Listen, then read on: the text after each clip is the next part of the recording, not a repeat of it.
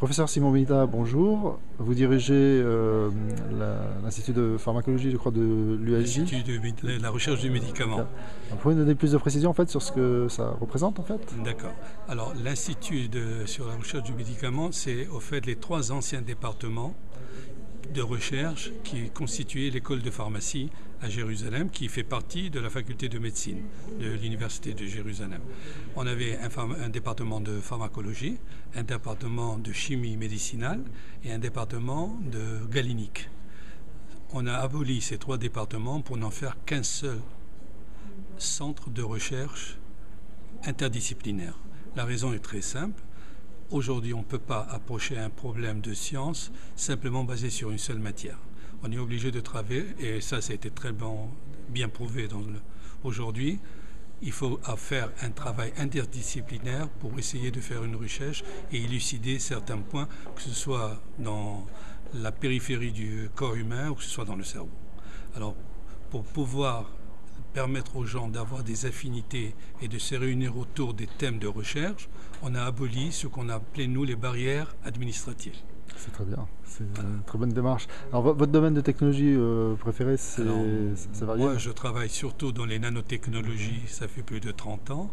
Les nanotechnologies sont des méthodes ou des systèmes de vectorisation des médicaments qui, au fait, on voudrait améliorer la performance des médicaments et abolir certains des inconvénients des médicaments.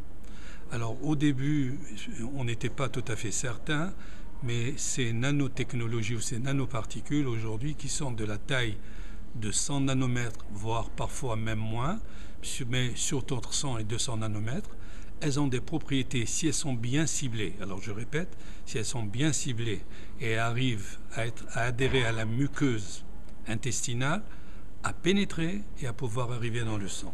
Ça, aujourd'hui, on est conscient.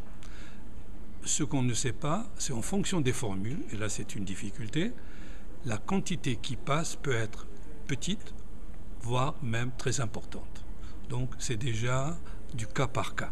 C'est au niveau du dosage que... Alors c'est au niveau du dosage, au niveau de la formule des excipients, c'est au niveau des polymères qu'on utilise. Tous ces éléments font qu'on n'a pas une recherche universelle et un vecteur universel. À chaque nouvelle molécule que vous voulez faire transporter, vous devez adapter la formule en conséquence. On adapte une sorte de véhicule pour le contenant. Et donc, et parfois vous voulez passer plus, parfois vous voulez passer moins, et donc c'est au cas par cas. Alors vous étiez aujourd'hui donc, au 7e colloque de la FIRN sur la dépendance et le cerveau. En quoi les nanotechnologies concernent la recherche sur le cerveau, justement? Alors, il n'y a pas. Alors, nous, on n'est pas dans la recherche fondamentale du cerveau. Et là, c'est très important ce que vous avez entendu aujourd'hui sur l'addiction.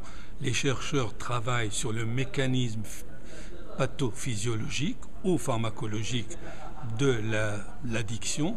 Ce que nous faisons, c'est nous leur apportons, si vous voulez, l'assistance technologique à pouvoir faire passer leurs médicaments à travers la barrière hémato-encéphalique qui, elle, est une barrière qui ne laisse passer pratiquement aucun médicament à partir du courant sanguin. Bon, je peux vous dire que les résultats sont qu'à peu près 2% des médicaments en moyenne, surtout des petites molécules lipophiles, passent passivement la barrière, alors que tous les médicaments hydrophiles, y compris les macromolécules, les peptides, les protéines, les sRNA, les anticorps monoclonaux, ne passent pas cette barrière si on ne pouvait pas les amener et les aider par un système de transport. Et donc notre rôle à nous, c'est si on a identifié dans le cerveau un récepteur et ce récepteur est activé par un peptide ou une protéine, trouver le moyen de faire passer cette peptide pour l'activer ou sinon un peptide inhibiteur qui pourrait annuler ou abolir l'effet pharmacologique. Donc c'est la recherche d'un véhicule sur mesure pour traiter. C'est toujours un véhicule sur mesure, c'est pas possible de le faire autrement parce que le corps et surtout les mécanismes de pénétration diffèrent d'un organe à l'autre.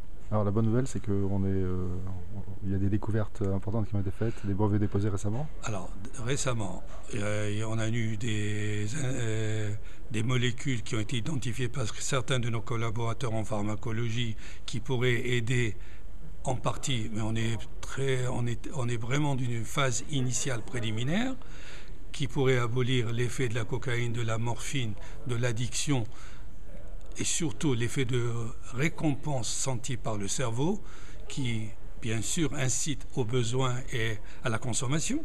Et si c'est possible, ce serait bien, mais on est bien loin de là. Et le problème, c'était que ces peptides, on n'arrivait pas à les incorporer dans ces nanoparticules et à pouvoir les injecter et qu'elles puissent arriver au cerveau sans qu'elles fuient et soient libérées avant d'arriver au cerveau.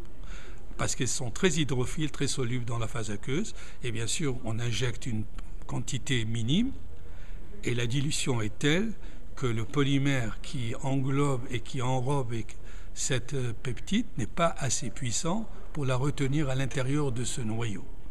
Et donc, l'idée qu'on a eue, c'est de faire une double nano-encapsulation, qui a été une technologie, un procédé nouveau, et on a réussi à prouver pour des siRNA et des peptides qu'on est capable maintenant de les retenir, voire jusqu'à 24 heures, avant de faire dégrader le polymère qui les enveloppe.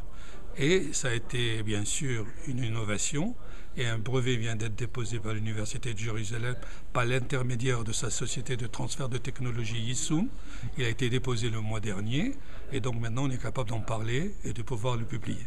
Et donc je ne sais pas où ça nous mènera dans les années à venir. Donc les essais cliniques sur les animaux ensuite. Alors, dans certains des cas, beaucoup s'intéressent à ce projet parce que ce n'est pas simplement pour améliorer le passage au cerveau, mais aussi pour voir le passage oral, le ciblage, etc.